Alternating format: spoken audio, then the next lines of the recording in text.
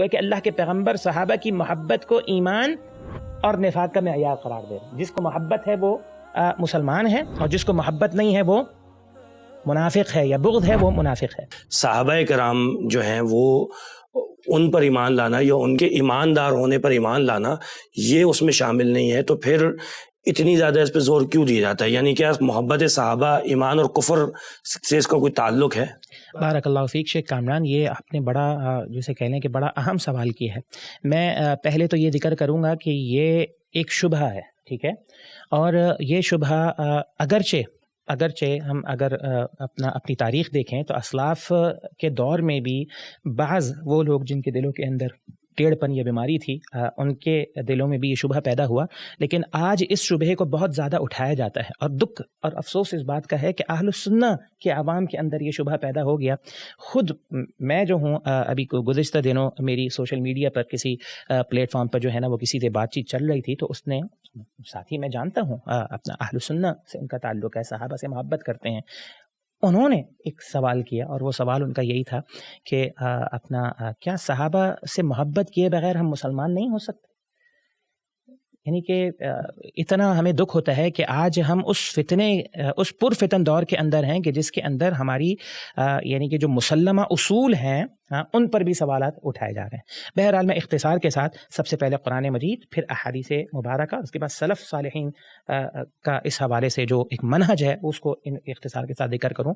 ایسا کیسے ہو سکتا ہے شیخ کامران کہ جس عمل کو، یعنی کہ جن کے ایمان کو اللہ رب العالمین تمام قیامت تک آنے والے اہل ایمان کے ایمان کا معیار قرار دے، ان کی عدالت یا ان سے محبت کو ایمانیات سے خارج کر دیا جائے؟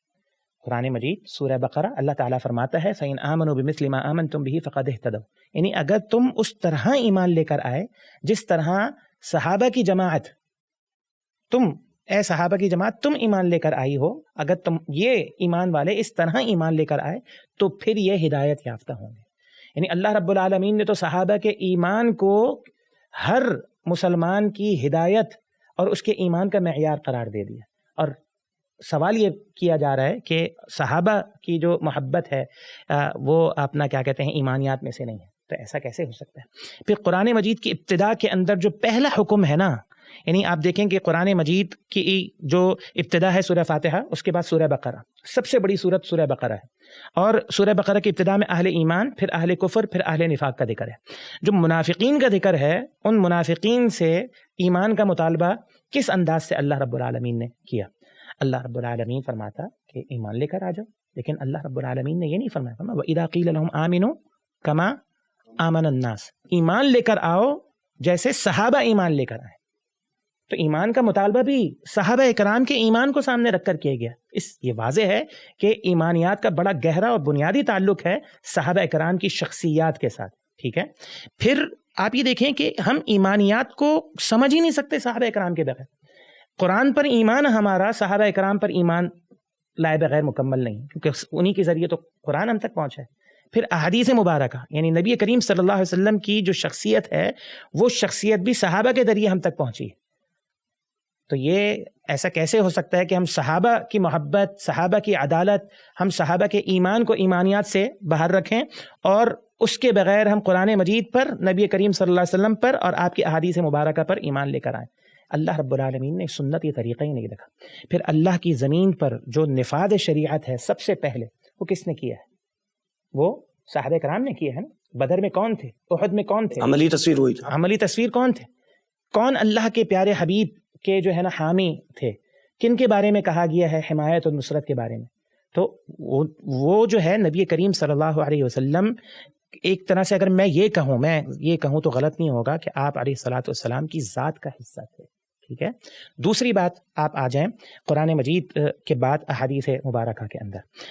امام بخاری رحمہ اللہ نے اپنی صحیح بخاری الجامع الصحیح کتاب الایمان کے تحت باقاعدہ باب ایک تبویب کی ہے کہ اپنا حب الانصاری من الایمان، ٹھیک ہے، یا علامت الایمان، اس طرح کا باب قائم کیا ہے کہ انصار صحابہ کی محبت ایمان کی علامت ہے. گویا کہ امام بخاری احادیث کے ذریعے یہ منہج اور عقیدہ بیان کر رہے ہیں کہ جی صحابہ اکرام کی محبت جو ہے وہ ایمان ہے. پھر اس کے تحت نبی کریم صلی اللہ علیہ وسلم کی حدیث لے کر آئے ہیں صحیح بخاری کے اندر. آپ علیہ الصلوۃ والسلام نے فرمایا کہ آیت الایمان حب الانصار و آیت النفاق بغض الانصار. آپ علیہ الصلوۃ والسلام نے انصار صحابہ کی محبت کو ایمان کی علامت قرار دیا اور انصار صحابہ سے بغض کو نفاق کی علامت قرار دی. وہ کہ اللہ کے پیغمبر صحابہ کی محبت کو ایمان اور نفاق کا معیار قرار دے رہے ہیں. جس کو محبت ہے وہ مسلمان ہے اور جس کو محبت نہیں ہے وہ منافق ہے یا بغض ہے وہ منافق ہے. پھر اسی طرح تھوڑا سا آگے چلیں تو آپ دیکھیں نبی کریم صلی اللہ علیہ وسلم کو فرمایا یہ تو انصار کے بارے میں ہے نا. یہاں پر ایک سوال پیدا ہوتا ہے یا ہو سکتا ہے کہ یہ تو انصار کے بارے میں ہے, مہاجرین کے بارے میں تو نہیں ہے. تو لہذا اہل علم کا اس بات پر اجماع ہے کہ مہاجرین صحابہ انصار صحابہ سے افضل ہیں. تو جو افضل یعنی کہ جو مفضول ہیں, جو کم افضل ہیں, جب ان کی محبت کو ایمان کی علامت قرار دیا گیا اور ان سے بغض کو نفاق کی علامت قرار دیا, تو جو زیادہ افضل ہیں ان کی محبت تو بالاولا ایمان کی علامت اور ان سے بغض بالاولا نفاق کی علامت قرار پاتا ہے. پھر نبی کریم صلی اللہ علیہ وسلم نے کتب احادیث کے اندر جو ہے وہ عموماً صحابہ کا ذکر کیا. فرمایا من احبہم فبحبی احبہم ومن ابغضہم فببغضی ابغضہم. یعنی کہ جس نے صحابہ سے محبت کی در حقیقت اس نے مجھ سے محبت کی وجہ سے صحابہ سے محبت کی. جس نے صحابہ سے بغض رکھا اس نے در حقیقت مجھ سے بغض کی وجہ سے ان سے بغض رکھا. گویا کہ صحابہ کی محبت رسول اللہ کی محبت ہے اور صحابہ سے بغض رسول اللہ سے بغض کی وجہ سے ہے. پھر آپ اسی طرح تھوڑا سا آگے چلیں تو وقت نہیں ہے ہمارے پاس ہے کہ میں ورنہ بیان کرتا کہ سیدنا ابو ہریرہ کے بارے میں اللہ کے پیغمبر علیہ الصلوۃ والسلام نے یعنی کہ جو دعا کی تھی اللہم حبب عبیدک ھذا, ٹھیک ہے, اللہ اپنے اس بندے کی محبت جو ہے وہ امہ اور ان کی جو والدہ ہیں ان کی محبت جو ہے اپنے مومن بندوں کے دلوں کے اندر پیدا فرما دے اور مومن بندوں کے دلوں میں ان کی محبت پیدا فرما دے. سیدنا ابو ہریرہ کیا کہتے ہیں؟ کہتے ہیں کوئی ایسا مسلمان پیدا نہیں ہوا جس نے میرے بارے میں سنا یا مجھے دیکھا اور اس نے مجھ سے محبت نہ کی. صحیح بخاری کی روایت. وہ ہے کہ ابو ہریرہ ایک صحابی کی محبت جو ہے وہ ایمان کی علامت قرار پائے, چاہے جائے کہ سارے صحابہ کی محبت. یہی فرمان سیدنا علی کے تعلق سے بھی ہے, اہل بیت اطہار کے تعلق سے بھی ہے.